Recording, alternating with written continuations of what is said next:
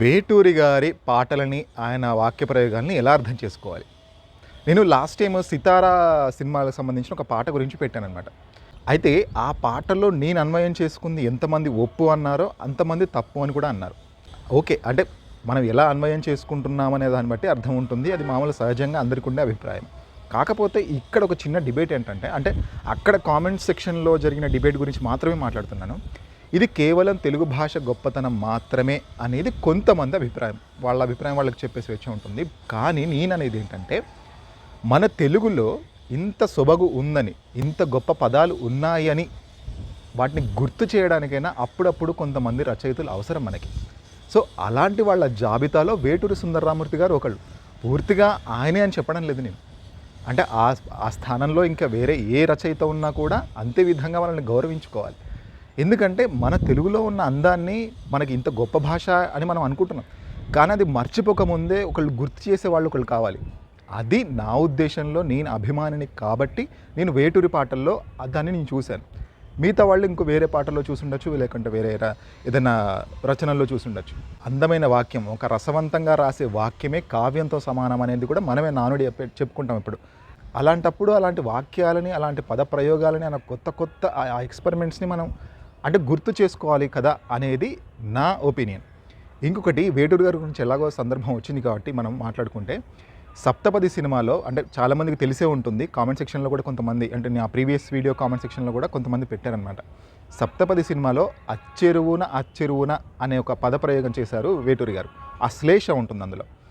అచ్చెరువున అంటే ఆశ్చర్యంతో, అచ్చెరువున అంటే ఆమె వీడియోలో కూడా అచ్చెరువున అని ఇట్లా చేయి చూపిస్తుంది, అంటే ఆ చెరువులో అని అర్థం. ఇంకొకటి ఏంటంటే, భక్త కన్నప్ప సినిమాలో మారేడు నీవని ఏరేరితేనా మారేడు దళములు నీ పూజకు అంటారు. ఇక్కడ ఏంటంటే మారేడు అంటే ఇక్కడ రాజు అని అర్థం. మారేడు దళం అంటే మామూలుగా మారేడు దళాలు, అంటే ఆ చెట్టు దళాలు, ఆకులు. ఇక్కడ మారేడు అంటే రాజు, మారేడు అంటే చెట్టు దళాలు, అక్కడ చెట్టు గురించి.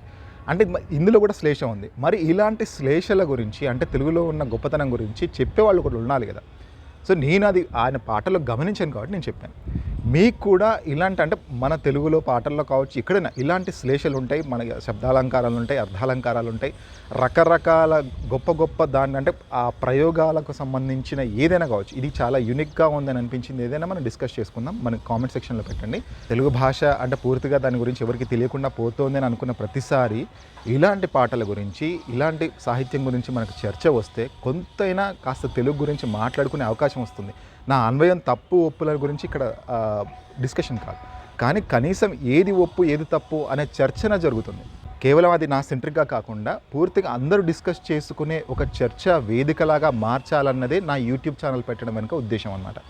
సో ఇలాంటి పాటల గురించి, మనం ఇలాంటి ప్రయోగాల గురించి నేను ఎలాగైనా ముందు వీడియోలో మాట్లాడుతూనే ఉంటాను. నేను చెప్పాలనుకున్న విషయం ఏంటంటే, మన భాష గొప్పతనమే కావచ్చు, కానీ ఆ భాష గొప్పతనాన్ని మధ్యలో ఇలా వాక్య ప్రయోగాల ద్వారా, ఇలాంటి వాటి ద్వారా గుర్తు చేసే వాళ్ళు ఉంటారు.